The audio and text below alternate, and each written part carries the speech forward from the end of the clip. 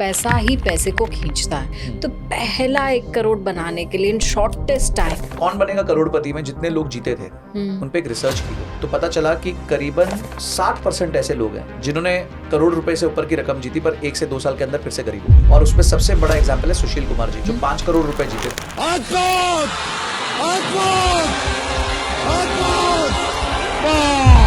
और अगले 1-2 साल के अंदर फिर से वो गरीब हो। जो आपका व्यवहार 1 रुपए मैनेज करने में होता है वही व्यवहार आपका 1 करोड़ मैनेज करने में भी होता है। ऐसे 5 जगह जहां निवेश करना ही चाहिए, कभी ना कभी अच्छा फल देगा। इक्विटी, सेकंड हो गया gold, third real estate, fourth जैसे कि आप डाल सकते हैं क्रिप्टो में। तो मेरे को लगता है ये 4-5 इन्वेस्टमेंट्स हैं और यही गैमेट है जो आप यूज कर सकते हैं। हमारी एक ऐसी कंट्री है जहां हम आईफोन भी EMI पर खरीदें। जी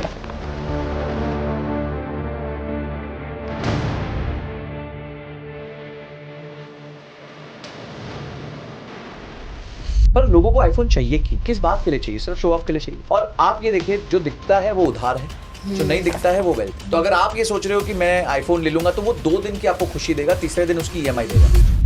हम सबसे बड़ी मिस्टेक्स जो करते हैं in making our passive income और मैनेजिंग आवर मनी। सबसे पहले फोमो से बचो, फियर ऑफ मिसिंग आउट। आपको ये नहीं लगना चाहिए मेरे बगल वाले के पास ज्यादा अच्छी गाड़ी है। इंस्टाग्राम पे जो लोग बता रहे हैं ना, ये सिर्फ गलत चीजें बता रहे हैं। अपनी लाइफ लग्जरी लाइफ दिखाते हैं और आप जैसे लोगों को, गलीबल लोगों को झांसे में ले ले। क्योंकि कोई ये सुनना नहीं चाहता कि वेल्थ बिल्ड करने को टाइम लगे। सब ये सुनना चाहते हैं बता यार कौन सा वो क्रिप्टो कॉइन खरीदो जो कल के कल डबल हो जाए। टिप दे दो भाई टिप जो है ना वो रेस्टोरेंट में मिलती है। वक्रतुंड महाकाय सूर्यकोटि समप्रभ निर्विघ्नं कुरु मे देव सर्वकार्येषु सर्वदा। नमस्ते एंड वेलकम इन। कहते हैं न धैर्येण विना लक्ष्मी, न शौर्येण विना जयः, न ज्ञानेन विना मोक्षो, न दानेन विना यशः।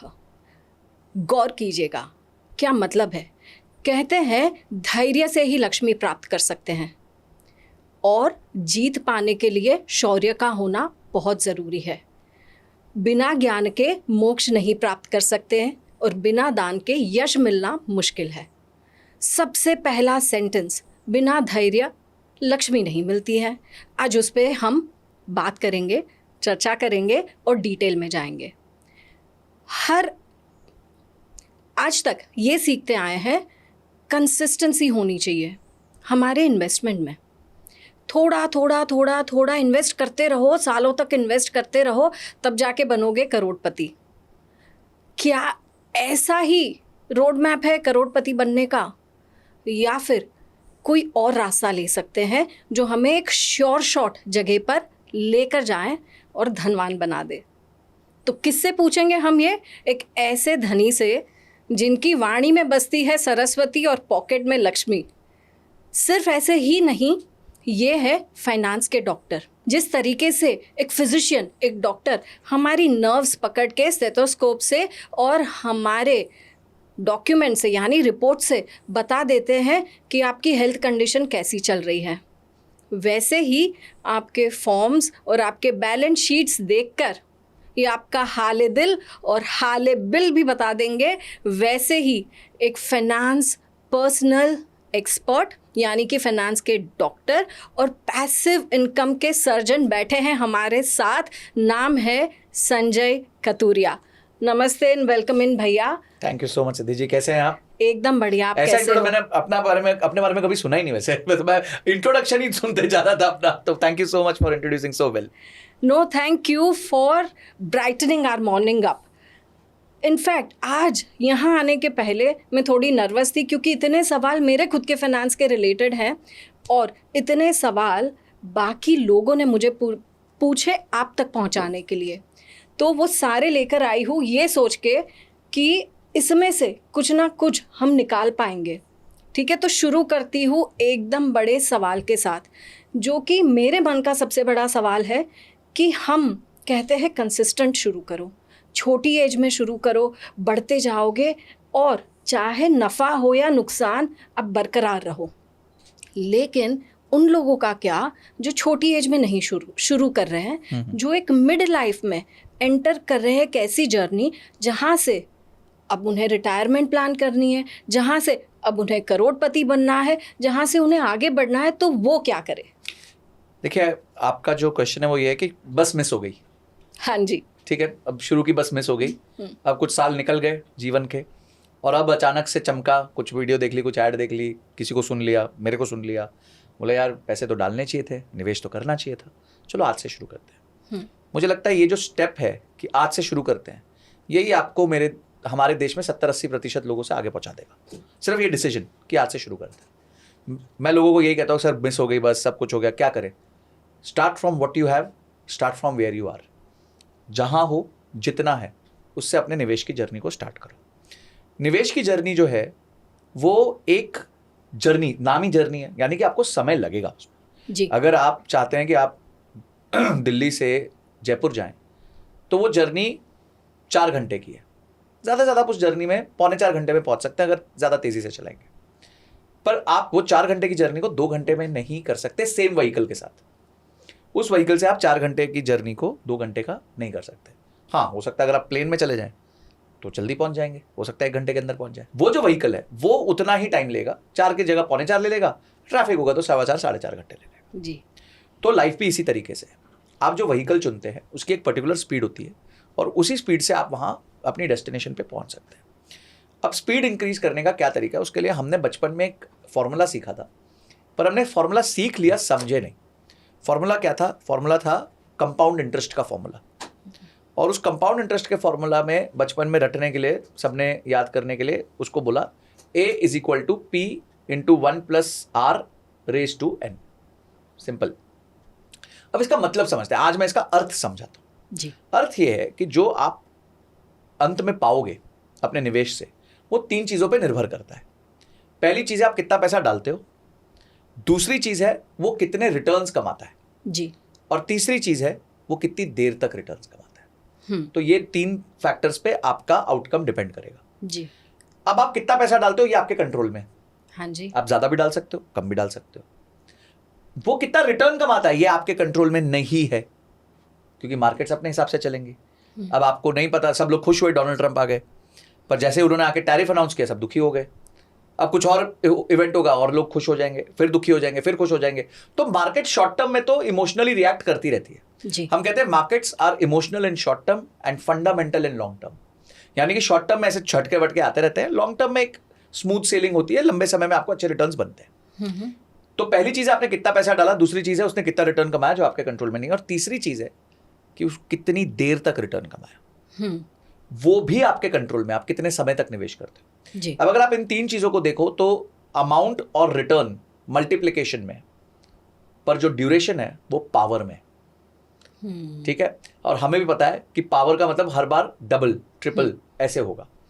तो आपके निवेश में, आपके निवेश को बड़ा करने के लिए जो सबसे इंपॉर्टेंट पार्ट है वो समय है। जी। तो अगर आप लेट हो गए हो, अब आपका समय कम हो रहा है जी, तो आप क्या करोगे? आप कोशिश करके अपना जितना इन्वेस्टमेंट कर सकते हो उसको बढ़ा दो। समय जितना ज्यादा दे सकते हो दीजिए, कोई प्रॉब्लम नहीं है, पर जितना हो सके अपने निवेश को बढ़ाते रहिए।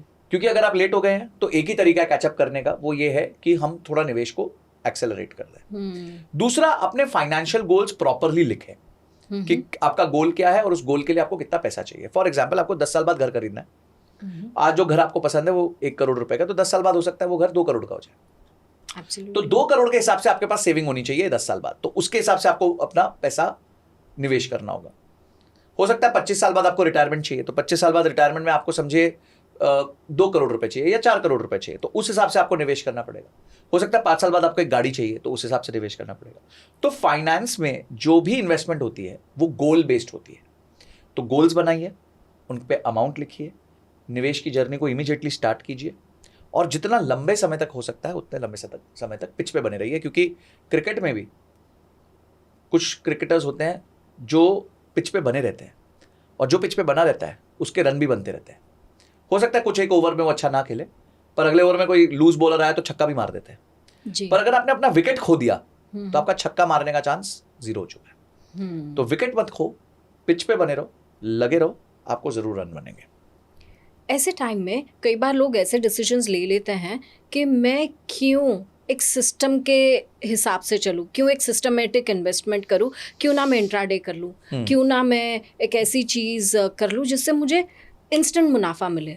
तो इसके बारे में क्या ख्याल है, क्या वो कर लेना चाहिए ताकि हम टाइम की गेम में भी आगे बढ़ जाएं, या फिर ऐसा कोई और ऑप्शन है जिससे हम जितना टाइम गवाया है उसको साइड पे करके मुनाफा ज़्यादा बढ़ाते रहें?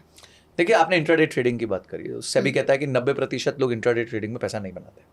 अब ये मेरा डेटा नहीं है, हमारे जो सर्वोच्च क्या कहते हैं बॉडी है जो स्टॉक एक्सचेंज को कंट्रोल करती है, वो ये बात कह रही है। तो यानी उसमें कुछ तो तर्क होगा। हाँ जी। तो अगर 100 में से 90 लोग पैसा नहीं बना रहे हैं, तो आपका कितना चांस है 10 में आने का?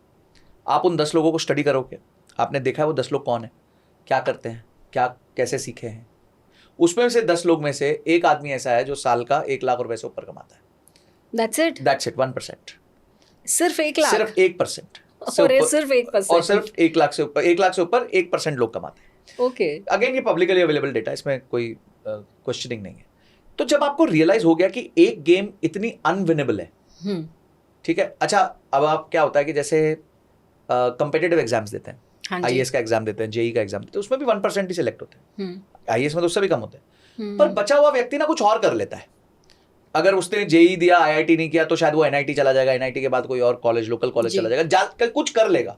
हाँ। ट्रेडिंग में ऐसा नहीं है, पैसा या तो खोगे या जीतोगे, बाइनरी है। या तो जीवन है या मृत्यु है, एकदम सिंपल उसका बाइफर्केशन।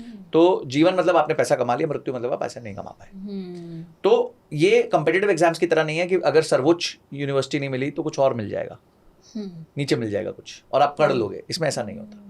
तो ये जो रोजमर्रा की ट्रेडिंग करते हैं, मैं उनको दिहाड़ी मजदूर कहता हूँ। दिहाड़ी मजदूर की जो मेंटालिटी होती है ना, वो यही होती है।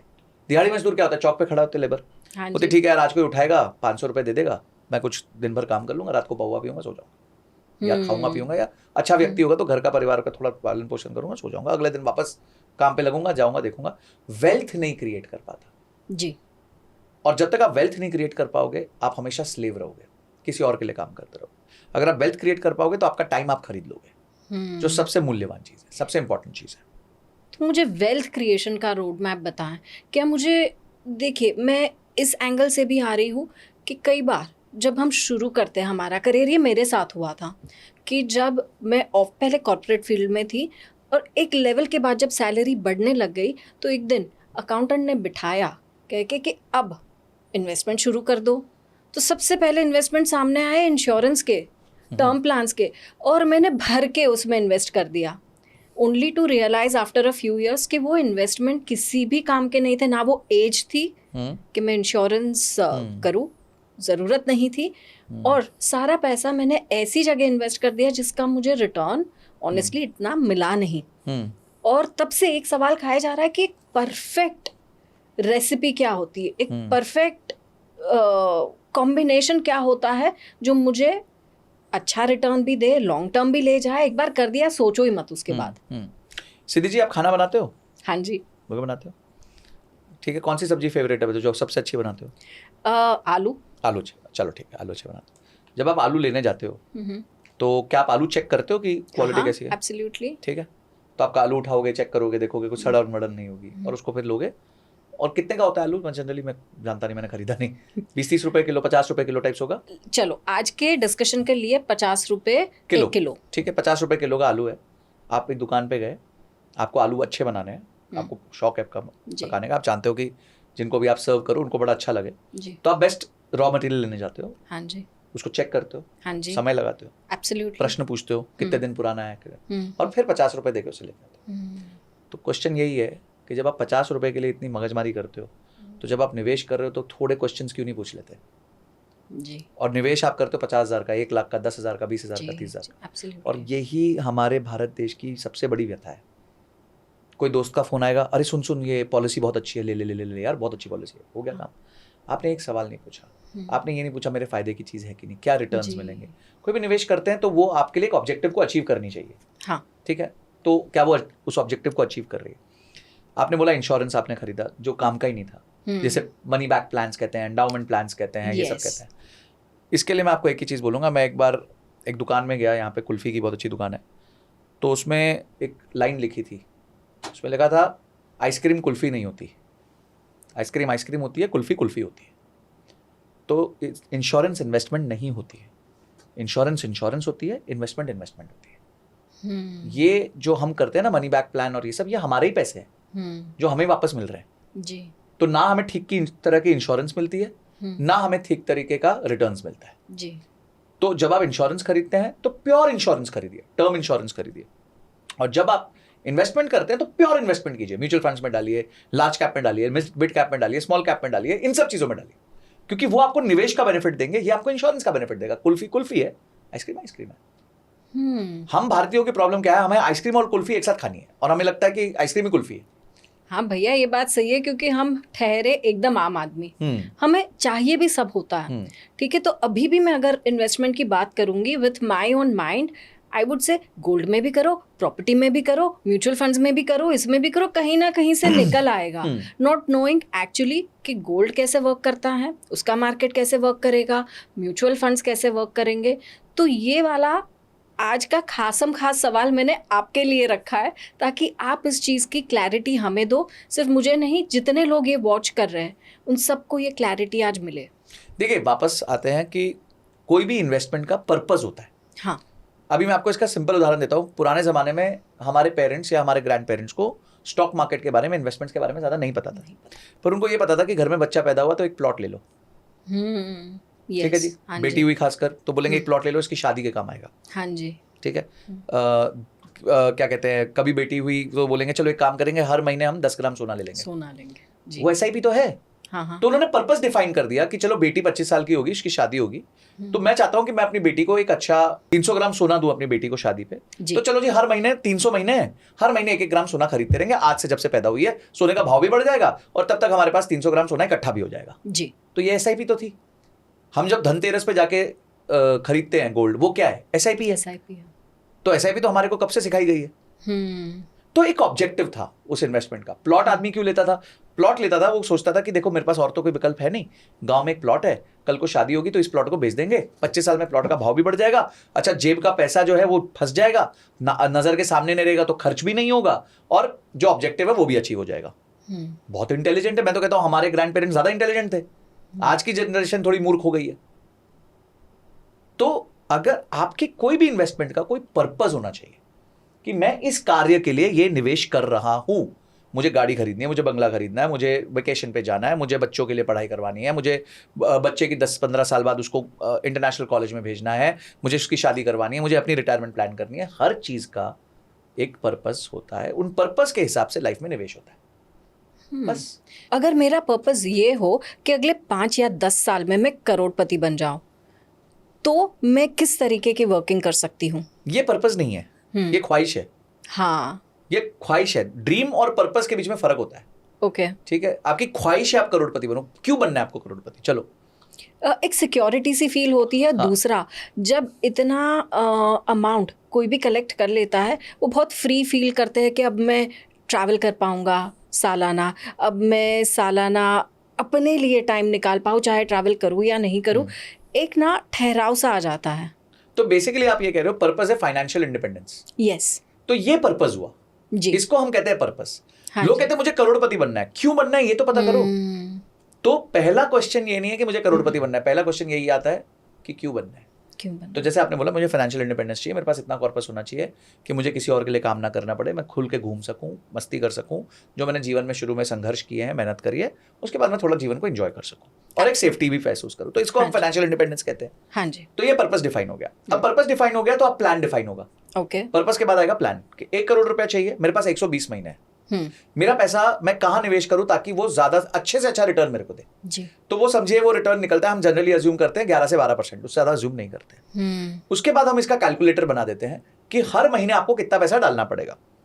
एक चीज याद रखिएगा, जितना ज्यादा और जितना जल्दी आपको गोल अचीव करना है, लोग कहेंगे कि सर ऐसा इन्वेस्टमेंट बताओ कि मैं ज्यादा और जल्दी गोल अचीव करूं, जी, यही बोलेंगे। एब्सोल्युटली। मैं इसका ऐसा जवाब दूंगा जो शायद किसी ने आपको नहीं दिया होगा। जी, मैं आपको एक ऐसी इन्वेस्टमेंट बताऊंगा जो करने के बाद आदमी ज्यादा और जल्दी बहुत अच्छे से कर लेगा, और वो निवेश है आपके खुद के ऊपर, वाह, अपनी स्किल्स के ऊपर, जी, अपने इंटरेस्ट्स के ऊपर, अपने पर्सनल ब्रांड के ऊपर, अपनी लर्निंग के ऊपर, जो कोई नहीं करना चाहता, सब ढूंढ रहे हैं मेरा अगला बिटकॉइन कौन सा होगा जिसको मैं $1 में खरीदूंगा और वो 10 साल बाद जाके $1,00,000 हो जाएगा। सब ढूंढ रहे हैं कि वो गोल्ड कौन सा होगा जिसको मैं खरीदूंगा तो यहाँ हो जाएगा। सब ढूंढ रहे हैं कि वो टाइटन का शेयर कौन सा होगा जो जैसे झुंझुनवाला जी ने ₹3 में लिया वो ₹3,000 हो गया। सब ढूंढ रहे हैं कि भाई टाटा ट्रेंट जैसा कौन सा शेयर होगा जो ₹100 का था बाद में जाके ₹8,000 का हो गया। तो वो ये ढूंढ रहे हैं। अरे क्यों ढूंढ रहे हो भाई?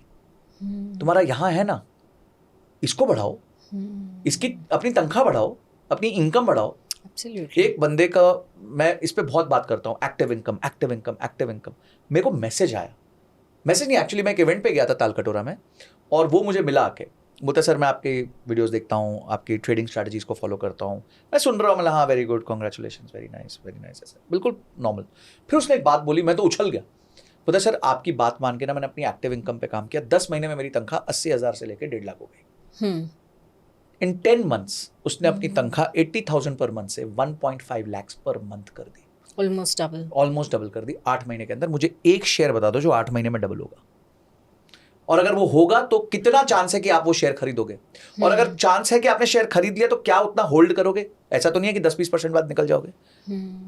ये सब फालतू बातें हैं कि आप, काश मैंने विप्रो लिया होता तो मैं आज करोड़पति होता। अगर तुमने विप्रो लिया होता तो अगले दिन बेच देते जैसे वो ऊपर जाता। होल्ड नहीं कर पाते। हाँ जी, क्योंकि तुम्हें पता ही नहीं था तुमने लिया क्या है। हाँ। तो इसीलिए मैं लोगों को कहता हूं ये सब चक्कर में मत पड़ो। हाँ। इसको हम पैसिव कहते हैं, एक्टिव को एक्टिव कहते हैं। हाँ। प्रॉब्लम क्या है, लोग एक्टिव में पैसिव हो चुके हैं और पैसिव में एक्टिव कर रहे हैं। जहां आपको एक्टिव होना है, जहां मेहनत ज्यादा करनी है, जहां पढ़ाई ज्यादा करनी है, जहां पे स्किल्स बिल्ड करनी है, जहां पे लोगों के साथ नेटवर्क करना है, जहां पे इवेंट्स अटेंड करने हैं, कॉन्फ्रेंसेस अटेंड करने हैं, वहां कोई मेहनत नहीं कर रहा है। वहां तो ऑफिस जाएंगे, बोलेंगे यार अच्छा कुछ नया सीख लो।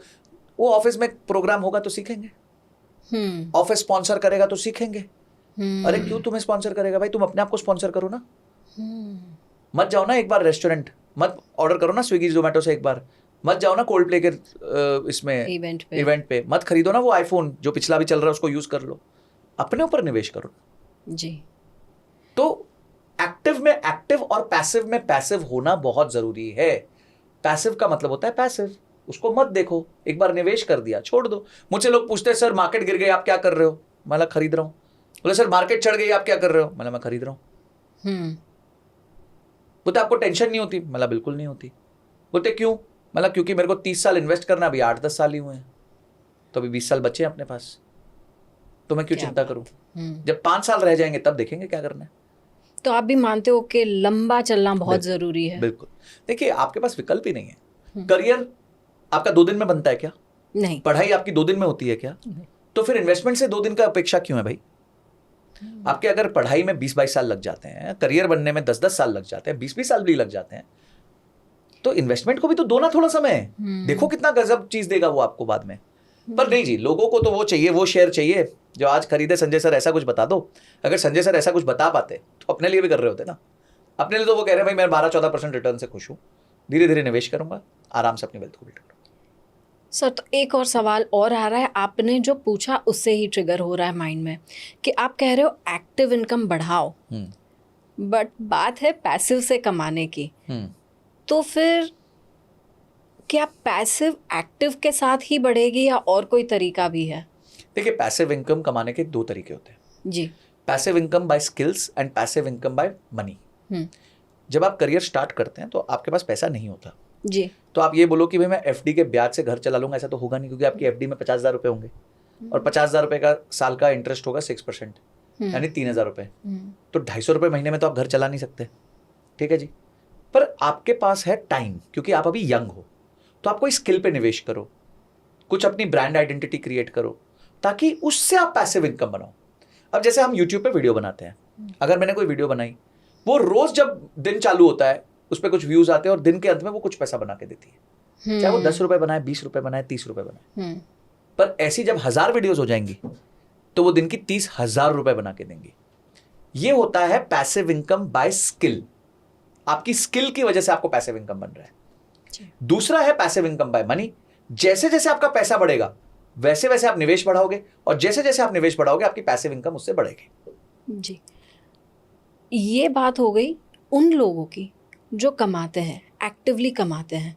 बट जैसे मैं बात करूँ ऐसे लोगों की जहाँ गृहिणी जैसे हाउसवाइफ्स कमाते नहीं हैं बट सेविंग ज़रूर करते हैं, उनके किचन के किसी ना किसी डब्बे से जरूर निकल आएगी, या तो फिर वो थोड़ा थोड़ा थोड़ा करके गोल्ड खरीदते रहते हैं ताकि एक दिन अपने बच्चों के लिए या खुद के लिए वो मन मर्जी का सॉलिटेयर खरीद सके या कुछ और खरीद सके। तो उनके लिए कुछ ऐसा रोड मैप बताएं जो उन्हें हेल्प करे। और बाकी का सवाल मैं पॉज कर रही हूँ इसके बाद पूछने के लिए। देखिए, जो लेडीज घर पे हैं, मेरी सबसे पहली उनको सलाह ये होगी कि ये जो घर पे आके आपको इंश्योरेंस और प्लान्स चिपका के जाते हैं उनसे बचें, क्योंकि वो होते जनरली आपके दोस्त यार ही हैं। कोई एजेंट बन जाता है, कोई कुछ हो जाता है। हाँ जी। आप पहले राइट एजुकेशन ले। जिस तरीके से आप आलू को चेक करते हैं चारों दिशाओं से और फिर 50 रुपए देते हैं, उसी तरीके से जब आप निवेश के लिए 50,000 देंगे या 10,000 देंगे या 20,000 देंगे, तो उसको चारों तरफ से चेक करें कि वो मेरे काम की चीज है भी कि नहीं है। दूसरी चीज, अगर आपको कुछ भी समझ नहीं आ रहा है कि भाई बहुत कंफ्यूजन है, तो आप कोई एक्सपर्ट से बात करें और मिनिमम 3 एक्सपर्ट से बात करें। ठीक है। तीसरी चीज, आपको फिर भी कुछ नहीं करना है तो चुपचाप अपना पैसा फिक्स डिपॉजिट में डाल दें या गोल्ड में डालते रहें। उसके अलावा मुझे नहीं लगता कि और कुछ किसी को कुछ करने की खास आवश्यकता है। अच्छा। क्योंकि आपका मेन काम इन्वेस्टमेंट नहीं है। तो क्योंकि आपका मेन काम इन्वेस्टमेंट नहीं है तो आप उससे दूर ही रहिए, क्योंकि इन्वेस्टमेंट में पैसा खोना आसान है, बनाना बहुत मुश्किल है। हाँ। ठीक है। और कोई ना कोई आके स्कीम चिपका जाता है, कोई ना कोई स्कीम ऐसी, जैसे आपने बोला कि भी मैंने शुरू में इंश्योरेंस ले ली और वो मेरे को जो फल चाहिए था उससे वो फल मिला ही नहीं जी। तो क्यों? क्योंकि आप भी याद कीजिए, जिसने आपको वो स्कीम दी होगी वो आपका कोई परिजन होगा, कोई जानने वाला होगा जी। ऐसा नहीं होगा कोई थर्ड पार्टी ने आके कर दिया। नहीं, एब्सोल्युटली। तभी तो हम जाके इन्वेस्ट करेंगे तब। हाँ, तो इसीलिए मैं कहना चाहूंगा, नहीं समझ आता मत करो, कोई प्रॉब्लम नहीं है। कुछ भी नहीं समझ आता एफडी में डाल दो, कोई प्रॉब्लम नहीं है। एफडी खराब चीज नहीं है भाई। आज भी इंडिया का बहुत बड़ा अमाउंट एफडी में पड़ा होता है। अगर आपको नहीं समझ आ रहा है तो एफडी में रहो, कोई प्रॉब्लम नहीं है। ये एक बात मैंने सुनी थी, वो भी क्लियर कर दीजिए। कहते कि एफडी का जो रिटर्न है या रेट है उससे ज्यादा जल्दी तो इन्फ्लेशन है, और दूसरा आने वाला टाइम इतना वॉलेटाइल लग रहा है अभी के न्यूज़ और अभी के हालातों को देखकर। तो क्या सच में एफडी एक अच्छा ऑप्शन है इन्वेस्टमेंट के लिए? देखिए, एफडी जनरली इन्वेस्टमेंट नहीं होती, एफडी प्रोटेक्शन होती है। जी। एफडी का मतलब होता है या तो वो पैसा जो आपको इमरजेंसी फंड के लिए चाहिए। हाँ, तो मानिए आपका खर्चा महीने का है 20,000 रुपए जी, और आपने 1.5 लाख रुपए की एफडी कर दी, यानी कि 7-8 महीने का खर्चा जो है आपने एक एफडी बना के कर दिया है जी। ठीक है जी।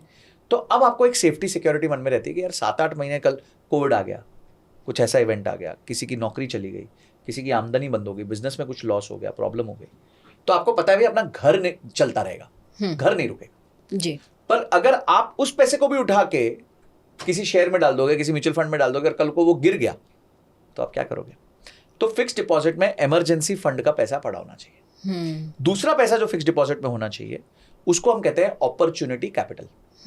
अपॉर्चुनिटी कैपिटल का मतलब ये होता है कि जब आपके पास किसी प्रकार की नई अपॉर्चुनिटी आए तो आपके पास इतना पैसा होना चाहिए कि आप उस अपॉर्चुनिटी को ले पाओ। तो धीरे धीरे आपने पैसा जमा किया, अब आपके पास जमा हो गए जी 2 लाख रुपए। अचानक से आपने देखा कि गोल्ड का प्राइस जो है 5% नीचे चला गया। आपको लगा वाह यार ये तो बड़ी अच्छी अपॉर्चुनिटी, मैं जाके 2 लाख रुपए का गोल्ड खरीद के आ जाती हूँ। करेक्ट। तो इसको हम अपॉर्चुनिटी, तो इस 2 तरीके के पैसे को आप एफडी में रख सकते हैं। और तीसरा, उस पैसे को एफडी में रखिए जिसके बारे में अभी आपको समझ नहीं आ रहा कि क्या डिसीजन लेना है, आपको क्लियर नहीं है, आपको मार्केट से डर लग रहा है, आपको लग रहा है मेरा पैसा अंदर डालूंगी तो अरे बाप रे कुछ हो ना जाए, आपको क्लैरिटी नहीं है। कोई चक्कर नहीं है, कोई प्रॉब्लम नहीं है, उस पैसे को उठा के एक बार एफडी में रख दीजिए शॉर्ट टर्म के लिए। एक हुआ कंटिंजेंसी फंड, दूसरा हुआ अपॉर्चुनिटी फंड, ऐसे और कितने बकेट्स होने चाहिए? हाँ, तो आपके पास सबसे पहले इमरजेंसी फंड होना चाहिए। ये तो सबसे इंपॉर्टेंट है, जो भारत देश में मुझे नहीं लगता 70-80% लोगों के पास है। कितने महीने का? मिनिमम 6 महीने का, और जितना परिवार बड़ा हो उतना ज्यादा। अगर 2 बच्चे हैं तो 12 महीने का। भाई जैसे क्या होता है, आपने एरोप्लेन देखे हैं जी, एक छोटा एरोप्लेन होता है ना, वो छोटे लैंडिंग स्ट्रिप पे उतर सकता है, फिर जो पड़ा था उसको थोड़ा ज्यादा जगह चाहिए, और जो जंबो होता है उसको और बड़ी जगह चाहिए। तो जिस तरीके से एरोप्लेन जैसे जैसे बड़ा होता है उसको ज्यादा रनवे चाहिए होता है, इसी तरीके से इंसान जैसे जैसे परिवार उसका बड़ा होता है उसकी रिस्पॉन्सिबिलिटी बढ़ती है, उसको ज्यादा बड़ा रनवे चाहिए होता है। अगर आप अभी यंग हैं, शादी नहीं हुई, आप पे लायबिलिटी नहीं है, तो अगर आपके पास 3-4 महीने का भी फंड है तो आप सेफ। पर यहीं आपकी शादी हो गई है तो आपके पास 6-7 महीने हो जाए, यहीं एक बच्चा हो गया तो 9-10 महीने हो जाए, यहीं अगर 2 बच्चे हो गए तो 12 से 15 महीने भी हो जाए, तो आपको और सेफ्टी फील होती है कि ठीक है बच्चे की स्कूल की फीस बंद नहीं होगी, मेरे घर के खर्चे बंद नहीं होंगे। तो ये आपका जितना बड़ा परिवार होगा उतना आपका रनवे बड़ा होना चाहिए, और रनवे तो बड़ा करते रहो, लाइफ में रनवे बड़ा करते रहो, जैसे जैसे मौका मिले थोड़ा थोड़ा इमरजेंसी फंड बढ़ाते रहो। ठीक है, और कौन से बकेट्स? दूसरा बकेट है इंश्योरेंस। एक इंश्योरेंस है हेल्थ, एक है लाइफ। जी। देखिए हेल्थ इंश्योरेंस में ना लोग खाना पूर्ति करते हैं, जाएंगे 2 लाख रुपए कवर की इंश्योरेंस लेंगे, 2 लाख रुपए में कुछ नहीं होता भाई, तो टांग टूटेगी, टांग ठीक नहीं कर पाओगे 2 लाख रुपए में। सही बात है। कोई हार्ट अटैक आ गया या कोई बड़ा वो आ गई, भगवान ना करे ऐसा हो, बट हो गया तो उस टाइम पे क्या करोगे? तो मिनिमम 10 लाख रुपए की मेडिकल इंश्योरेंस लीजिए जी अपनी, लीजिए अपने फैमिली के साथ में लीजिए, फ्लोटिंग कहते हैं हम इसे, जी। फैमिली फ्लोटर कहते हैं, फैमिली फ्लोटर लीजिए। फिर लाइफ इंश्योरेंस लीजिए। अब लाइफ इंश्योरेंस उस व्यक्ति को लेनी चाहिए जिसपे किसी प्रकार की लायबिलिटीज हैं। अगर आपकी शादी नहीं हुई है, ठीक है, आप पता नहीं अभी शादी करोगे कि नहीं, आपका परिवार का कोई लायबिलिटी नहीं आप पे, तो आपको लाइफ इंश्योरेंस लेने की जरूरत नहीं है। पर जिस आपकी शादी हो गई, आपके बच्चे हो गए, तो आगे अगर आप नहीं रहे तो आपके बच्चों की पढ़ाई है, उनकी शादी है, आपके बच्चों के लिए इनकम है, तो आपको वो कवर करना ही पड़ेगा। वो होता है लाइफ इंश्योरेंस। तो लाइफ इंश्योरेंस में हम कहते हैं, जैसे लाइफ वर्ड है ना, उसका एक फुल फॉर्म है, एल का फुल फॉर्म है लायबिलिटी। तो समझिए आपके पर 50 लाख रुपए का लोन है जी, तो 50 लाख आपकी लायबिलिटी हो गई। हाँ जी। आई हो गया इनकम, यानी कि जब आप जाएंगे अगर आपको कुछ हो गया तो आपके परिवार को कितने साल की इनकम मिलनी चाहिए। तो समझिए आपका 50,000 का खर्चा है, आपके परिवार को 10 साल इनकम मिलनी चाहिए, तो 60 लाख रुपए की आपके परिवार को इनकम चाहिए। एफ मतलब फ्यूचर गोल, यानी कि आपके परिवार में आपके बच्चों के क्या फ्यूचर गोल है। हो सकता है दोनों की पढ़ाई करानी है, दोनों की पढ़ाई के लिए 20-20 लाख रुपए चाहिए, तो 40 लाख रुपए हो गए। और ई मतलब इमरजेंसी, समझिए आपका इमरजेंसी फंड है तो इसको साइड रख देते हैं जी। तो 50 लाख आपका लोन है, 60 लाख रुपए की आपकी क्या कहते हैं इनकम चाहिए, और फ्यूचर गोल्स जो है वो 40 लाख के हैं। तो आपका जो लाइफ इंश्योरेंस है वो 1.5 करोड़ रुपए का होना चाहिए। तो कल को आपको कुछ हो जाए तो आपके परिवार को 1.5 करोड़ मिल जाए, और इस 1.5 करोड़ से वो उधार भी चुका दे, अपने खर्चे भी निकाल ले, और अपने फ्यूचर गोल्स को भी पूरा कर ले। हो गया काम। इतना सिंपल है अपने आप को प्रोटेक्ट करना। आप समझिए ये गाड़ी में बैठे सीट बेल्ट की तरह है, कि गाड़ी में बैठे तो पहले ये 3 चीजें कर लो। अपना इमरजेंसी फंड बना लो, अपना मेडिकल इंश्योरेंस ले लो, अपना लाइफ इंश्योरेंस ले लो, बस उसके बाद चलाओ गाड़ी मजे से, स्पीड में। क्या बात है, thank you for making this clear. But जो बात है मार्केट के वॉलेटाइल होने की, क्या आपको लगता है आने वाला समय ऐसी कोई चैलेंज लेकर आ रहा है जहाँ पे हम जो रोज़मर्रा की चीज़ें यूज़ कर रहे हैं, जैसे आज फ़ोन भी सबको चाहिए होता है, आईफोन, उसके प्राइसेस अप हो गए हैं, और एक्चुअली हमारी एक ऐसी कंट्री है जहाँ हम आईफोन भी EMI पर खरीदेंगे, जहाँ हम बहुत सारी चीज़ें कई बार सोच के खरीदते हैं, कई बार इम्पल्स बाय होता है, बट उसकी जो प्राइस है एनीवे शायद अप हो जाती होगी due to EMI, due to many other things. बिल्कुल। बट क्या लगता है आपको फ्यूचर? तो देखिए आईफोन का तो प्रॉब्लम है, 70% आईफोन जो है वो इस टाइम पे लोन्स पे चल रहे हैं, EMI पे चल रहे हैं। पर लोगों को आईफोन चाहिए क्यों, किस बात के लिए चाहिए? सिर्फ शो ऑफ के लिए चाहिए। और आप ये देखिए, जो दिखता है वो उधार है, जो नहीं दिखता है वो वेल्थ है। तो अगर आप ये सोच रहे हो कि मैं आईफोन ले लूंगा, तो वो 2 दिन की आपको खुशी देगा, तीसरे दिन उसकी EMI देगा। 2 दिन की आपको खुशी देगा और तीसरे दिन आपको उसकी EMI देनी है, फिर उसकी EMI हर महीने देनी है। So true. ठीक है, तो अब आप सोच, अच्छा क्या फिर संजय सर ये तो जिंदगी ऐसे ही जी ले, बिना किसी खुशी के जी ले? तो मैं इसको ये कहता हूं, there are 2 types of debt. एक गुड डेट होता है, एक बैड डेट होता है। जैसे आपके लाइफ के हर व्यक्ति की कुछ ना कुछ उल्टी उटपटांग हैबिट होती है। किसी को थोड़ा सा ड्रिंक पीना पसंद है, किसी को थोड़ा स्मोक करना पसंद है, ठीक है। अब एक स्मोकर है जो दिन की 30 सिगरेट पीता है, तो क्या वो सही है? नहीं। वैसे तो एक पीना भी सही नहीं है, पर मैं एक व्यक्ति की बात कर रहा हूँ कि जो 30 सिगरेट पीता है। पर अगर उसको बोला जाए भाई एक काम कर, तू 5 सिगरेट पे आ जा, तो क्या होगा? 25 सिगरेट का उसका पैसा बचेगा, उसकी हेल्थ ठीक होगी, धीरे धीरे उसको आदत पड़ जाएगी, 5 से 4, 4 से 3, 3 से 2, 2 से 1 भी आ जाएगा। हाँ जी, ठीक है। प्रोग्रेसिवली हम उसको रिड्यूस कर सकते हैं। ऐसे ड्रिंक्स का है, कोई व्यक्ति है जो रोज पीता है, उसको बोला जाए हफ्ते में 2 बार पी ले भाई, और जब पीता है तो 1 पैक से ज्यादा मत पी, तो उसकी बैड हैबिट को आपने कंट्रोल कर दिया। तो आप उतनी बैड हैबिट्स रखिए जितनी आप अफोर्ड कर सकते हो, और उसका एक रूल बना दो। फॉर एग्जाम्पल आप ये कह दो कि जी मेरी तनख्वाह का 15% से ज्यादा EMI नहीं होना चाहिए। बैड डेट मतलब ये जिसे हम कंजम्पशन कहते हैं, गुड डेट होता है क्रिएशन, जैसे आपने घर बना लिया, शॉप बना ली, बिजनेस बना लिया, तो वो गुड डेट हुआ। अच्छा, उधार लिया और उसको प्रोडक्टिव काम में इस्तेमाल किया। हाँ जी। बैड डेट हुआ, आपने गाड़ी ले ली, आपने आईफोन ले लिया, आपने डेप्रिशिएबल एसेट्स ले लिए, वो बैड डेट हो गया। ठीक है, जिसे आप कंज्यूम करते हो।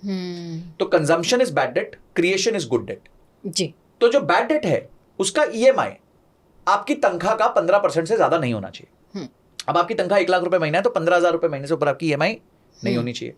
अब ये ईएमआई कैसे बढ़ेगी या नई चीज कैसे आएगी? या तो आप अपनी तनख्वाह बढ़ा लो, तो चलो बहुत ही अच्छी बात है, इससे अच्छा तो कुछ हो ही नहीं सकता कि आपने अपनी एक्टिव इनकम बढ़ा ली। तो जैसे आपकी एक्टिव इनकम समझिए 1 लाख रुपए महीने से 2 लाख रुपए महीने हो गई, तो आप 15,000 की जगह 30,000 की ईएमआई दो। या फिर जब तक कोई पिछली चीज की ईएमआई खत्म नहीं होगी तब तक कोई आप नई ईएमआई नहीं डाल सकते। वाह। तो आपकी इंपल्स बाइंग बंद हो जाएगी कि भाई मेरा तो चल रहा है, मेरा तो रूल बुक के हिसाब से अपना बाल्टी में पानी भरा हुआ है, जब बाल्टी खाली होगी तो अगला पानी भरेंगे, या फिर बाल्टी को बड़ा करना पड़ेगा। बड़ा करना है मतलब आपको इनकम बढ़ानी है। तो इससे क्या होता है, आप में एक डिसिप्लिन क्रिएट हो जाता है कि या तो मैं तनख्वाह बढ़ाऊंगा या पुरानी कोई चीज की ईएमआई जब समाप्त होगी तो चलो फिर अगली चीज खरीदेंगे। दिस इज हाउ जैसे मेरे बेटे के साथ मेरा एक रूल है, उसको वो गेमिंग करता है तो उसको कुछ ना कुछ नया नया चीज चाहिए होता है जी। ठीक है, तो रूल बड़ा सिंपल है, नई चीज तब आएगी जब पुरानी चीज बिक जाएगी। तो he has to make sure कि कोई वो पुराना माउस यूज कर रहा था, अब उससे अच्छा माउस कोई आ गया जो उसको चाहिए, तो ही विल गेट इट, पर पुराने माउस को उसको बेचना पड़ेगा। OLX पे जाएगा, बेचेगा, पैसे निकालेगा, सब पूरा प्रोसेस करेगा वो। क्या बात है। हैबिट, एक 11 साल के बच्चे में हैबिट है। वाह, व्हाट अ डिसिप्लिन। तो डिसिप्लिन तो क्रिएट करने पड़ते हैं। तो ये फाइनेंशियल डिसिप्लिन आप क्रिएट कीजिए। मैं कहता हूं भगवान करे आप लाख रुपए की ईएमआई दो महीने की, पर उसके लिए आपकी इनकम 7 लाख रुपए महीना होना चाहिए। कोई प्रॉब्लम नहीं है, 7 लाख में 1 लाख कोई फर्क ही नहीं पड़ता जी। पूरा लाइफ को अच्छे से एंजॉय करो। देखिए आपको एंजॉय करना है ना, तो मोहताजी करके मत करो, ताकत बनाओ, पैसे कमाओ। पैसे कमाना गलत बात नहीं है, अपनी तनख्वाह को बढ़ाना गलत बात नहीं है, बढ़ाओ ना, स्किल सीखो, नया कुछ करो, कॉन्फ्रेंसेस में जाओ, इवेंट्स में जाओ। जैसे मैंने बताया 80,000 वाले ने अपनी 1.5 लाख कर दी 8 महीने के अंदर, मैं खुश हो गया। मुझे इतनी प्रसन्नता तब होती है जब कोई बोलता है मैंने अपनी इनकम बढ़ाई। मुझे ये फर्क नहीं पड़ता उसने कितने की SIP करी, वो किया, वो ठीक है चलो, पर जब वो अपनी इनकम बढ़ाता है मुझे लगता है यार ये सस्टेनेबल चीज है। आज 1.5 हो गई ना, अब 80 तो नहीं होगी, अब 1.5 से 2 होगी, 2 से 2.5 होगी, 2.5 से 3 होगी। चलो, इसके रिलेटेड एक सवाल माइंड में आ रहा है कि जब इनकम बढ़ जाती है या किसी तरीके का एक financial gain all of a sudden हो जाता है, जैसे कि बोनस मिल जाना, इस तरीके से अचानक अप्रेजल मिल जाना, प्रमोशन मिल जाना, तो ये बढ़े हुए पैसों को कैसे हैंडल किया जाए, उसका रास्ता बताओ। चलो, ये बहुत अच्छा क्वेश्चन था। जब भी आपके पैसे बढ़ते हैं, हाँ, ठीक है, चाहे वो इंक्रीमेंट के माध्यम से बढ़े, समझो आपको साल का 10% इंक्रीमेंट मिल गया, या फिर अचानक से आपने बहुत अच्छा परफॉर्म किया तो आपको कोई विंडफॉल गेन आ गया, कोई बोनस आ गया, कोई इंसेंटिव आ गया, 1 लाख रुपए का आ गया, कोई एग्जाम्पल लेते हैं। सबसे पहले उसमें से 50% पैसा उससे अपने उधार चुकाओ। जो भी पैसा आया है उसमें से 50% से उधार चुकाओ। आप पे गाड़ी का लोन चल रहा है, उसको चुकाओ। आप पे होम लोन चल रहा है, उसको चुकाओ। कोई दोस्त का लोन चल रहा है, उसको चुकाओ। कोई क्रेडिट कार्ड का लोन चल रहा है, उसको चुकाओ। डिसेंडिंग ऑर्डर में इंटरेस्ट रेट के हिसाब से डाल दो, सबसे महंगा लोन से लेके सबसे सस्ता लोन। ओके। जो सबसे ऊपर चल रहा है उसको सबसे पहले निपटाओ। ओके, ठीक है, तो आपके पास एक्स्ट्रा पैसे आएंगे, उससे अपनी लायबिलिटी को सबसे पहले कम करना है। ओके। दूसरा भाग जो है बचा हुआ 50 का आधा भाग जो है, उससे आप निवेश करो, और जो लास्ट का बचा हुआ पार्ट है उससे थोड़ा सा आप लाइफस्टाइल को बेटर कर सकते हो। That's it. अगर आपकी इनकम समझिए 10% से बढ़ी है तो आपके खर्चे 5% से ज्यादा नहीं बढ़ने चाहिए। बस अगर आप ये रूल कर दें तो ये गैप इतना बड़ा हो जाएगा आगे जाके, क्योंकि इनकम 10% से बढ़ी, खर्चे 5% से बढ़े, इनकम 10% से बढ़ी, खर्चे थोड़े से 5% बढ़े। तो ये गैप जो है इनकम और एक्सपेंस के बीच में, देखो लाइफ क्या है, इन्वेस्टमेंट आप किससे करोगे? जो गैप होगा उसी से तो कर पाओगे। अगर गैप ही आप इतना सा रखोगे तो इतना ही निवेश कर पाओगे, गैप आप बड़ा कर दोगे तो ज्यादा निवेश कर पाओगे। इससे एक चीज़ याद आ रही जिसे हम कहते हैं मनी शॉक ट्रीटमेंट। तो ऐसा कहा जाता है कि जब लाइफ में आपको अपग्रेड करना है और अचानक से मेक इट और fake it till you make it, जो बात करते हैं fake it till you make it, तो कई बार इसमें एक शॉक ट्रीटमेंट की बात होती है, मनी शॉक ट्रीटमेंट। कि आप ऐसी चीज़ जो आज तक अपने माइंड को कहते आए हो कि आप अफोर्ड नहीं कर सकते, आप अफोर्ड नहीं कर सकते, जाके लेकर आओ, ठीक है, ताकि आपके माइंड में वो एक खुलापन आ जाए कि yes I can afford it, I can own it, और वो वाली चीज़ आपका सबकॉन्शियस लेने लग जाए। तो ये हो गई बात आपके सबकॉन्शियस से वर्क करने की। प्रैक्टिकली ये क्या मायने रखता है, ये मैं जानना चाहती हूँ। देखिए, अपने आप को उस ऑरा में लाना कि आप कुछ भी अचीव कर सकते हो, वो बहुत इंपॉर्टेंट है। नहीं तो आप फिर ऑब्वियसली बंदे रह जाते हो। पर ये बात से मैं अग्री नहीं करता। फॉर एग्जाम्पल, एक व्यक्ति है जो गाड़ी चला रहा है, बाइक चला रहा है, वो कहता है मैं मर्सिडीज अफोर्ड करना चाहता हूँ, तो वो जाके मर्सिडीज ले आएगा क्या? नहीं ला सकता ना, नहीं ला सकता, क्योंकि बेचारा बाइक चला रहा है, आज नहीं है उसके पास पैसे, ठीक है। पर वो प्लान बना सकता है कि मुझे अगर एक 70 लाख की मर्सिडीज लेनी तो मेरा प्लान क्या होगा, मेरी इनकम कितनी होनी चाहिए, मुझे कितने साल में चाहिए, तो उसके हिसाब से वो अपना प्लान बना सकता है जी। अब जब वो मर्सिडीज खरीदना चाहता है तो वो मर्सिडीज को विजुअलाइज जरूर करे, उसका बोर्ड सामने बना ले, उसकी फोटो रखे सामने, ठीक है, मर्सिडीज के बारे में पढ़े, उस गाड़ी के बारे में पढ़े, स्पेक्स के बारे में पढ़े, उसको दिन रात इंटरनलाइज करे, क्योंकि वो उसको उस जर्नी पे कायम रखेगा। पर ये कहना कि नहीं नहीं चलो जाके हम ना वो लेके आ जाते हैं मर्सिडीज, वो तो पॉसिबल ही नहीं है। तो मेरे हिसाब से मनी शॉक ट्रीटमेंट की जगह आप मनी विजुअलाइजेशन ट्रीटमेंट में काम करें। मनी को विजुअलाइज करो, आप प्लान बनाओ। और मैं देखो affirmation, law of attraction, manifestation बहुत ज्यादा बिलीव करता हूं, बट नॉट विदाउट एक्शन।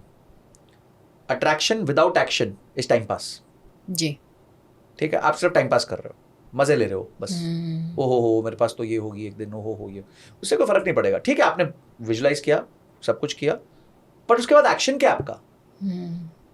चद्दर डाल के सो गए जी, मैं तो उठा ही नहीं, सुबह ऑफिस नहीं जाना है, रात को आना है तो नेटफ्लिक्स देखना है रात भर, कोई पढ़ाई नहीं करनी, कोई स्किल को अपग्रेड नहीं करना, कोई इवेंट पे नहीं जाना, कोई कॉन्फ्रेंस पे नहीं जाना, तो फिर how would you make it यार? तो फेक इट ही चलता रहेगा, और फेक इट आप बहुत ज्यादा अफोर्ड नहीं कर पाओगे, ईएमआई पे आ जाओगे। लाइफ चलती है रूल्स से, ठीक है। Spends should be rule based, investments should be goal based. In rule से मैं आपका एक रैपिड फायर लेना चाहती हूँ। ठीक है, ओके, सो ऐसे 5 जगह जहां निवेश करना ही चाहिए, कभी ना कभी अच्छा फल देगा। इक्विटी फर्स्ट ऑफ ऑल, और इक्विटी में भी अगर आप सीधा सीधा इंडेक्स में भी कर दो, निफ्टी 50 में भी कर दो, तो एक लंबे समय में अच्छा रिटर्न देगा जी, ठीक है। सेकंड हो गया गोल्ड। गोल्ड भी एक अच्छा स्टेबल रिटर्न देता है ओवर लॉन्गर पीरियड, एक अच्छा रिटर्न दे देता है। थर्ड रियल एस्टेट, बट हो सके तो प्लॉट्स, क्योंकि अपार्टमेंट्स में क्या होता है कि अपार्टमेंट्स कुछ समय बाद पुराने हो जाते हैं, तो उनकी अप्रिसिएशन उतनी स्पीड से नहीं होती है एज कंपेयर टू प्लॉट्स, ठीक है। तो तीसरा कोशिश करिए कि प्लॉट्स में निवेश कीजिए। फोर्थ, अगर आपके पास नॉलेज है, इंफॉर्मेशन है, तो थोड़ा कैपिटल आप डिजिटल एसेट्स में भी डाल सकते हैं, जैसे कि आप डाल सकते हैं क्रिप्टो में या ये सब चीज़ों में, बहुत छोटा, ज़्यादा नहीं, क्योंकि अगर आपको नॉलेज नहीं है तो आप फंस जाओगे उसके बीच में। तो बहुत छोटा सा कैपिटल से आप क्रिप्टो में भी इन्वेस्ट कर सकते हैं, क्योंकि उसमें पोटेंशियल है कि एक अच्छा रिटर्न मिल सकता है आगे जाके। और अगर नहीं भी मिला तो छोटा कैपिटल है, तो आपको ऐसे कोई बहुत ज़्यादा फर्क पड़ेगा नहीं। और पांचवा है बॉन्ड्स। बॉन्ड्स मुझे लगता है इंडिया में बहुत अंडररेटेड है, और आने वाले समय में बॉन्ड्स में लोग निवेश करेंगे, 9 से लेकर 11% तक के रिटर्न्स कमाएंगे। कंपनियां बॉन्ड्स के थ्रू पैसा रेज करेंगी, मार्केट में पैसा बहुत आएगा इससे, और कंपनियों को भी फायदा होगा और इंडिविजुअल्स को भी फायदा होगा, क्योंकि एफडी में 6-7% मिलता है, बॉन्ड्स में 9 से 10% तक मिल जाता है। तो मेरे को लगता है ये 4-5 इन्वेस्टमेंट्स है, और यही गैमेट है जो आप यूज़ कर सकते हो इन्वेस्टमेंट्स को प्लान करने के लिए। क्या आप किसी और के बिजनेस में इन्वेस्ट करते हो? मैं करता हूँ, बट ये बहुत रिस्की इन्वेस्टमेंट्स होती हैं। तो rules to invest in someone else's business? I think the biggest thing you have to look at when you're investing in somebody else's business is first कि क्या कितना आप अफोर्ड कर सकते हो खोने के लिए। तो मुझे ऐसा लगता है कि एक तो आपका कैपिटल बेस अगर 1-आधे करोड़ से कम है, तो आपको दूसरों के बिजनेस में पैसा डालना ही नहीं चाहिए, ठीक है। फर्स्ट 1 करोड़ तक मस्ती ना करो, फर्स्ट 1 करोड़ क्रिएट करो जी। उसके बाद जो भी कैपिटल आपके पास बनता है उसका 10% से आप दूसरों के बिजनेस में निवेश कर सकते हो। तीसरा, जब भी बिजनेस में निवेश करो तो आपको 2 चीजें देखनी है, पर्सन एंड प्रोजेक्ट। किसके बिजनेस में डाल रहे हो और क्या बिजनेस है, तो उसको स्टडी करना बहुत जरूरी है, उससे क्वेश्चंस पूछना बहुत जरूरी है, खासकर व्यक्ति को जानना बहुत जरूरी है, क्योंकि कभी कभी प्रोजेक्ट अच्छा होता है पर व्यक्ति बहुत बेकार होता है, तो बिजनेस नहीं चलता। पर अगर पर्सन अच्छा और प्रोजेक्ट इतना अच्छा नहीं है, फिर भी बिजनेस चल सकता है, तो ये देखना बहुत जरूरी है। चौथा, आपको ये देखना है वैल्यू एट रिस्क क्या है, मतलब अगर कल को आप हार गए जैसे वो एक मीम था ना कि अरे मैंने तो 35 लाख डाले थे, 36 लाख का नुकसान कैसे हो गया। हाँ, तो ऐसा ना हो जाए कि आपने 2 लाख रुपए निवेश किए थे एक बिजनेस में और वो खड़ा हो गया, बोला ये बहुत बड़ा लॉस हो गया, एक काम कर तेरे हिस्से का लॉस है 10 लाख रुपए। वो नहीं होना चाहिए। तो वो क्लैरिटी आपको रहनी चाहिए। Safeguard है। और एक पेपर वर्क होना चाहिए कि आपने पैसा डाला है, क्या एक टर्म्स एंड कंडीशंस पे डाला है, आपको वो इक्विटी दे रहा है या आपको ब्याज दे रहा है या क्या दे रहा है, कितने समय में पैसा वापस कर देगा, वो सारी कंडीशंस एक पेपर पे लॉक एंड की में साइन में होनी चाहिए। तो ये चीजें आपको मिनिमम ध्यान रखनी है। और ऑब्वियसली बिजनेस की समझ आपको होनी चाहिए कि आप क्या बिजनेस में इन्वेस्ट कर रहे हो, कैसे कर रहे हो, वो बिजनेस चलेगा नहीं चलेगा, थोड़ा बहुत आपको आइडिया होना चाहिए। वो बंदे की उस बिजनेस में क्या एक्सपर्टीज है, जानता भी है कि वो बिजनेस करना कैसे है। तो ये सब चीजें। इक्विटी या म्यूचुअल फंड्स? मैं डायरेक्ट इक्विटी करता नहीं हूँ ज्यादा, मतलब ज्यादा क्या बहुत ही रेयर करता हूँ। तो मैं म्यूचुअल फंड्स में और ईटीएफ्स में रहता हूँ। जी। SWP या SIP, और ये आप पूरा हमें इत्मीनान से क्लियर करें दोनों ही कॉन्सेप्ट्स। देखिए SIP का मतलब होता है कि आप एक पेड़ उगा रहे हो, और SWP का मतलब हो रहा है कि आप उसमें से फल खा रहे हो। भैया पेड़ क्यों उगाते हो? फल खाने के लिए तो उगाते हो। तो SIP एक प्रोसेस होता है जिससे आप कैपिटल क्रिएट करते हो। आपने समझिए 20,000 रुपये महीना डाला और 20 साल के लिए डाला, ठीक है, तो वो मोटा मोटी 12% पे अगर कंपाउंड हुआ तो वो 2 करोड़ बन जाएगा। अब वो आपका पेड़ बन गया 2 करोड़ रुपए का। अब उसमें से आप फल खाओगे। तो फल खाने में कंपाउंडिंग में क्या रूल होता है कि अगर आपका विड्रॉवल रेट, यानी कि जिस ब्याज दर से आप पैसा निकाल रहे हो, वो अगर कंपाउंडिंग रेट से कम है तो आपका कॉर्पस हमेशा बढ़ता रहेगा। तो अगर आपके पास 2 करोड़ का कॉर्पस है और वो 12% से कंपाउंड हो रहा है और आप उसमें से पैसा 6% के हिसाब से निकाल रहे हो, तो जो बचा हुआ 6% है वो आपके प्रिंसिपल में चक्रवर्ती ब्याज की तरह जुड़ता रहेगा। और इसीलिए मैं कहता हूं कि SWP is the most magical way to plan your retirement. अगर आपको अपनी, मेरे इतने क्लाइंट्स हैं जिनकी मैं सिर्फ SWP से इतनी प्यारी रिटायरमेंट प्लान करता हूं कि वो खुश हो जाते हैं। क्योंकि इंडिया में क्या है, लोग प्रॉपर्टी खरीदते हैं रेंट के लिए और फिर झगड़े होते हैं, प्रॉब्लम्स होती हैं, मेंटेनेंस का इशू आता है, ब्रोकरेज का इशू आता है, टेनेंट्स का इशू आता है। जब लोग 60 साल के हो जाते हैं, टेनेंट मैनेज नहीं होते, टेनेंट्स दम दिखाते हैं कि देखो तो बुढ़ा आदमी है, चलो मैं मैनेज कर लूँगा, मैं मार दूँ, ये कर दूंगा, वो कर दूंगा, पैसे टाइम पे नहीं देते, बहुत परेशानी होती है।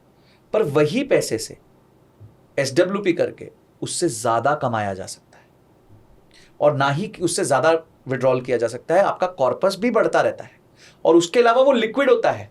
अगर आपको कल घर बेचना है तो आप एक बेडरूम और एक बाथरूम नहीं बेच सकते, आपको पूरा घर बेचना पड़ेगा, जो बिकने में टाइम लगता है। और भारत में घर में ऐसा है, खरीदने जाओ तो मिलता नहीं, बिकने जाओ तो बिकता नहीं। जी। खरीदने जाओ तो अरे मिल रहा ही नहीं है, भाव बढ़ गए, जब बेचने जाते हो वो बोलता है नहीं, बायर ही नहीं है, बायर ही नहीं है, बायर ही नहीं है। क्योंकि ये बहुत ओपेक मार्केट है। ये स्टॉक एक्सचेंज की तरह नहीं है कि रिलायंस का एक शेयर खरीदने गए और एक बेचने गया, सामने सामने मिल गए, काम हो गया 1 मिनट के अंदर। तो SWP से इंसान अपनी जिंदगी भर की प्लानिंग कर सकता है, अपना रिटायरमेंट प्लान कर सकता है और बहुत समृद्ध जीवन जी सकता है। तो ये बेसिकली SWP है। Thank you.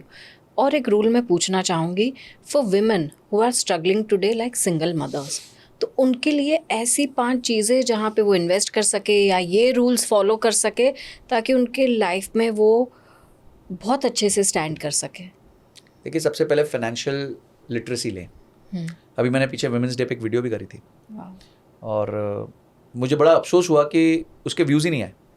मुझे वैसे पता था नहीं आएंगे क्योंकि 7-8% ही मेरी ऑडियंस फीमेल है, पर मैंने फिर भी अपनी तरफ से एक ऑनेस्ट अटेम्प्ट किया जी कि फीमेल्स को हम कोशिश करें सिखाने की। और बहुत सारे मैंने अच्छी लेडीज़ का एग्जाम्पल लिया जो फाइनेंस फील्ड में बहुत अच्छा कर रहे हैं, जैसे मोनिका हेलन मैम कर रही हैं, बहुत अच्छी किताब लिखी है उन्होंने, फीमेल्स को सिखा रही हैं। राधिका गुप्ता जी हैं जो ईडलवाइस की CEO हैं।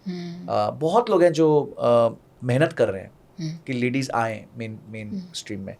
आई थिंक सबसे पहले लेडीज़ को फाइनेंस सीखना पड़ेगा जी। मुझे ऐसा लगता है कि females can manage capital much better than man, because females में ना गैम्बलिंग की प्रवृत्ति कम होती है जी, जो मेन में थोड़ी ज़्यादा है। उनको मज़ा आता है, उनको पैसे इस तरह से उल्टा पुल्टा खर्च करने में, गैम्बल करने में, ये सब मज़ा आता है, बेटिंग ऐप्स में डालने में मज़ा आता है। फीमेल्स नहीं पार्टिसिपेट करती, वो थोड़ी कॉन्जर्वेटिव होती हैं पैसे को लेके।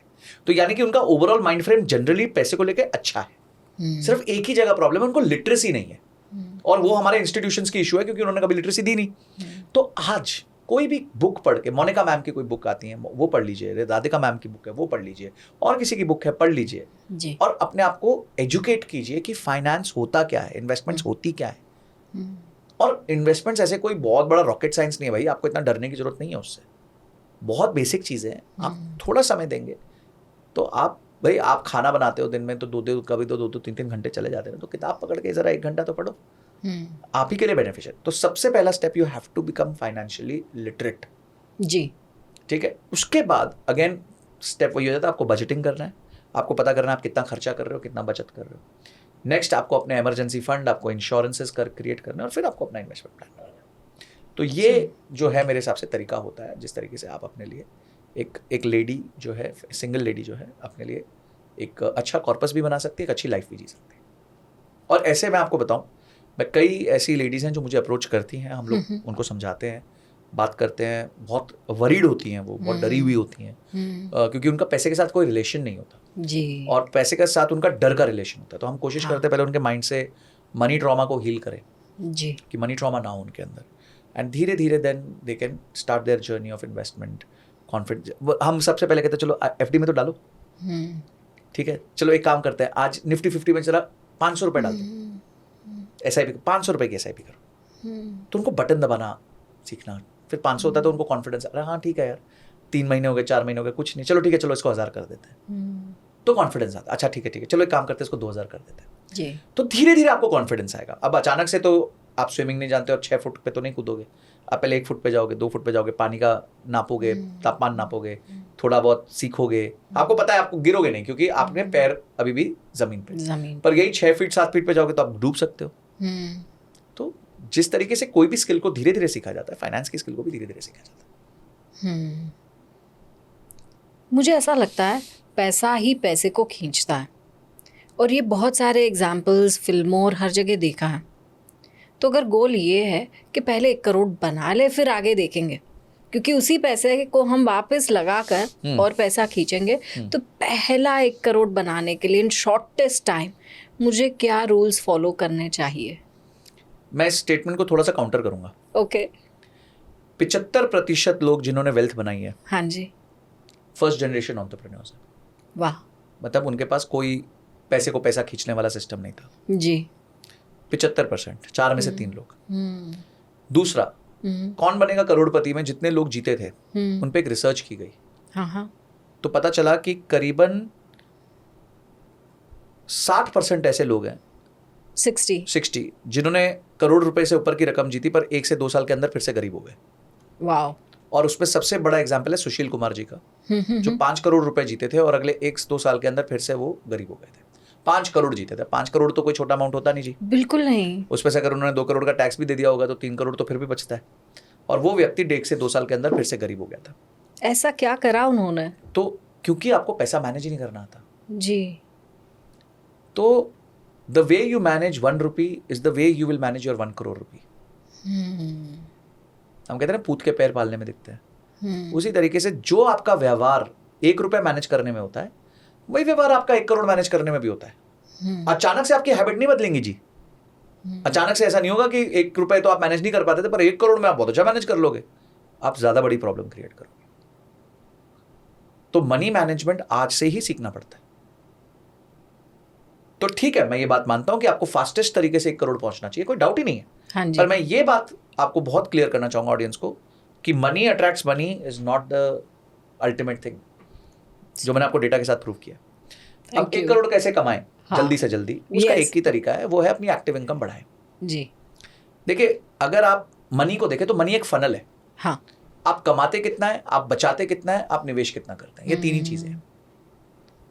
तो जितना ज्यादा आप कमाओगे उतना ज्यादा आप बचा सकते हो, और जितना ज्यादा आप बचा सकते हो उतना ज्यादा आप निवेश कर सकते हो जी। तो जितना ज्यादा आप कमाओगे तभी तो आप ज्यादा बचा के ज्यादा निवेश करोगे। तो सारी चीज ये है कि आप कमाते कितना हो। अगर एक व्यक्ति 25,000 रुपए कमाता है तो हो सकता है वो महीने के 5,000 बचाता है, पर यही व्यक्ति जब 40,000 कमाता है तो महीने के 8,000 नहीं बचाएगा, वो महीने के 20,000 बचाएगा। 25,000 में वो 20% बचाता था, 40,000 में वो 40-50% बचा सकता है। क्यों? क्योंकि खर्चे नहीं बढ़ते। खर्चे तो उतने ही हैं। खर्चे तो उतने ही है, एक व्यक्ति जो 25,000 कमाता है, 40,000 कमाता है, उसके खर्चों में बहुत ज्यादा अधिकांश डिफरेंस नहीं आ सकता। 500, 200, 2-3 हज़ार रुपए का डिफरेंस आ सकता है, उससे ऊपर क्या डिफरेंस आएगा? आमतौर पर हम लोग ये मिस्टेक ज़रूर करते हैं, मुझे लगता है कि जैसे इनकम बढ़ती जाती है उतने खर्चे हम बढ़ाते ही बस रहते वो मैंने आपको बताया ना, रूल बड़ा सिंपल है, जितनी इनकम बढ़े उसके आधे ही खर्चे बढ़ेंगे। अगर इनकम 20% बढ़ी तो खर्चे 10% बढ़ेंगे, क्योंकि इनकम ऑलरेडी खर्चों से ज्यादा है। तो समझिए आपकी 40,000 की इनकम है, वो 20% बढ़ गई तो कितना बढ़ा? 8,000 बढ़ गया। आपके खर्चे 20,000 है, वो 5% बढ़े तो कितना बढ़े? 1,000 रुपए बढ़ गए। 1,000 रुपए। तो इनकम 8,000 बढ़ी, खर्चा 1,000 बढ़ा, तो प्रॉफिट कितना हो गया? 7,000 रुपए हो गया। 7,000। तो ये तो 7,000 प्योर प्रॉफिट है ना आपका, एब्सोल्युटली। तो इसको इन्वेस्ट करो। हाँ जी, यस। तो this is the way to reach fastest to your 1 crore goal. Thank you so much. इसके साथ मैं ये भी जानना चाहूँगी कि हम सबसे बड़ी मिस्टेक्स जो करते हैं in making our passive income और मैनेजिंग आर मनी, जो हम अवॉइड कर सकते हैं आज आपके मुंह से सुनने के बाद। सबसे पहले फोमो से बचो, फियर ऑफ मिसिंग आउट। आपको ये नहीं लगना चाहिए मेरे बगल वाले के पास ज्यादा अच्छी गाड़ी है, मेरे दोस्त के पास ये ज्यादा अच्छा है, उसने स्नीकर ले लिया 50,000 रुपए के, 30,000 रुपए के, मैं नहीं ले पाया। उसने कोई घड़ी ले ली, कोई इवेंट अटेंड कर लिया, कोई आईफोन ले लिया, कोई गाड़ी ले ली, कोई बाइक ले लिया, कोई कुछ ले लिया, कोई बड़ा लैपटॉप ले लिया। ये सबसे बचो, ये दिखावा है, ये उधार पे आता है। दिखावा हमेशा उधार पे आता है। ठीक है, आपको वेल्थ बिल्ड करनी है, शांति से ये सबसे दूर हो जाओ। इंस्टाग्राम पे जो लोग बता रहे हैं ना, ये सिर्फ गलत चीजें बता रहे हैं। अपनी लाइफ लग्जरी लाइफ दिखाते हैं और आप जैसे लोगों को, गलीबल लोगों को झांसे में ले लेते हैं, क्योंकि कोई ये सुनना नहीं चाहता कि वेल्थ बिल्ड करने को टाइम लगेगा। सब ये सुनना चाहते हैं, बता यार कौन सा वो शेयर खरीदूं जो कल ट्रिपल हो जाए, कौन सा वो क्रिप्टो कॉइन खरीदूं जो कल के कल डबल हो जाए। टिप दे दो, बता दो कि यार एक ऐसा क्रिप्टो कॉइन बता दो जो एक दिन में 400 गुना हो जाए। भाई टिप जो है ना वो रेस्टोरेंट में मिलती है, तो रेस्टोरेंट में जाके ले लो टिप। ओके। ठीक है, तो कोई जरूरत नहीं आपको टिप लेने की, कोई जरूरत नहीं ये सब करने की। आप फोमो से बचिए। अपनी एक्टिव, एक ही इंसान है इस दुनिया में, एक ही इन्वेस्टमेंट है इस दुनिया में जो सारी इन्वेस्टमेंट से ज्यादा तेजी से ग्रो करेगी, वो आप खुद हो।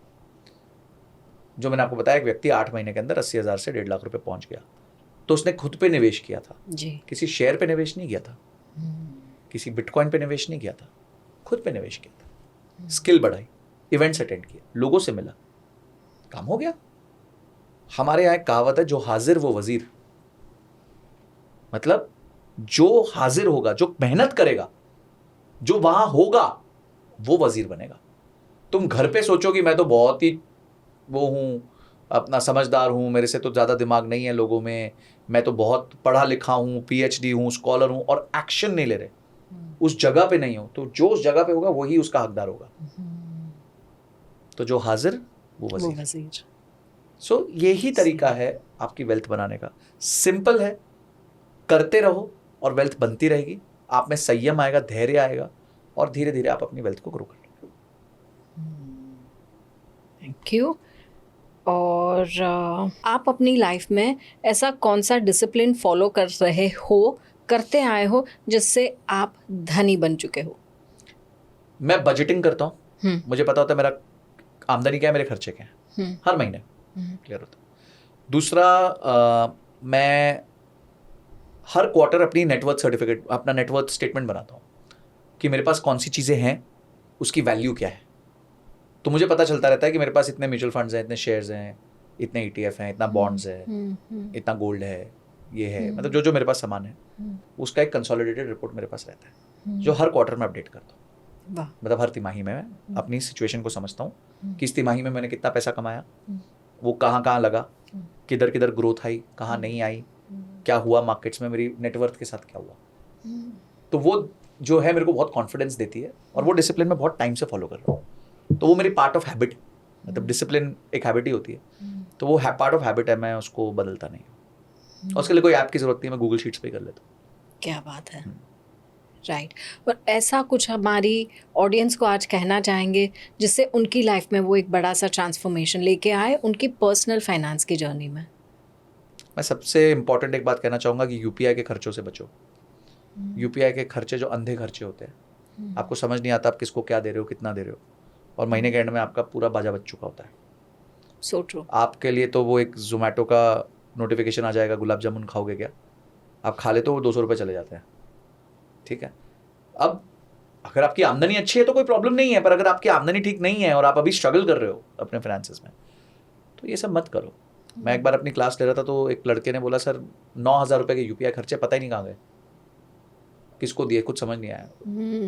तो अगले महीने से उसने कॉन्शियसली अपने खर्चे कम करने चालू कर दिए। 9 का 6 किया, 6 का 4 किया। फिर उसको हमने समझाया कि वो सिस्टम होता है, बैंक अकाउंट सिस्टम होता है कि आप अपने यूपीआई को खर्चों के बैंक अकाउंट से लिंक करो। क्योंकि पहले क्या होता था, वॉलेट सिस्टम होता था, अब यूपीआई सीधा बैंक अकाउंट से लिंक है। करेक्ट। तो अगर बैंक अकाउंट में 1 लाख रुपए पड़े तो आप 1 लाख रुपए खर्च कर सकते हो। Absolutely. पर अगर उसी बैंक अकाउंट में सिर्फ 2,000 ही पड़े होंगे तो आप 2,000 से ऊपर का यूपीआई मार ही नहीं सकते। तो एटलीस्ट आप कॉन्शियस, मैं कहता हूं कॉन्शियसनेस ले आओ, कोई भी चीज करो कॉन्शियसनेस ले आओ उसमें। बेसुध कहते हैं ना, बेसुध होके मत करो, डिल्यूजन में मत रहो कि वो सब ठीक हो जाएगा। मैनेज नहीं करोगे कुछ ठीक नहीं होगा। This is it. सिंपल जीवन, संतुष्ट आत्मा, और उसके अलावा बस एक ही रूल, डिसिप्लिन। इससे आप अपनी मनी रियलिटी को इतना ट्रांसफॉर्म कर सकते हो जितना आज हमने सुना। अगर बिना देखे अंधे खर्चे किए तो उसको भी कंट्रोल करने का उपाय अब हमारे पास है।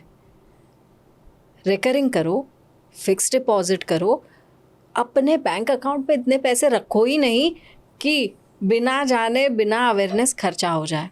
बट मैं ये फिर भी मानती हूँ कि हर एक मोमेंट में अवेयर होना हमारी स्पिरिचुअलिटी के लिए, हमारे सोल के लिए, हमारे पैसों के लिए बहुत ज़रूरी है। इसीलिए कभी भी दैट स्पेंड दैट मनी और सेंड दैट मनी और पे दैट ऑफ क्लिक करो, उसके पहले सोचो अपने गोल के बारे में कि कितने साल में कहाँ पहुँचना है। क्या ये खर्चा सच में ज़रूरी है? If it is necessary, do it. क्योंकि खर्चा आपका आज की इनकम में भी वही रहना है और आने वाले समय में जब इनकम बढ़ जाएगी तभी ही रहना है। और एक जो सच्ची आमदनी है, सच्चा एक गोल्ड है, वो आपके अंदर है। तो एक बार झांको and realise your own talent. शायद आपने अक्वायर की है, शायद आपके अंदर नेचुरल है, तो उसे पहचानो, अपनी बैक पर पैट करो, क्योंकि वो तो सबसे पहले बनता है ताकि उसको आप रोज़ाना नर्चर कर सको और अपने आप को बहुत आगे ला सको। चाहे आप एक वुमेन हो या तो फिर अकम्प्लिश्ड मैन हो, डिसिप्लिन होना बहुत ज़रूरी है ताकि हमारी मनी रियलिटी को हम मल्टीप्लाई कर सके। ये थी हमारी कुछ सीख जो मैं अभी on top of my mind याद कर पा रही हूँ आज के पॉडकास्ट के एंड में। तो अभी तक बने रहने के लिए thank you so very much. और आपकी तरफ से, मेरी तरफ से, संजय भैया, thank you so very much. We learn so much today from you. Thank you so much for inviting me. Thank you.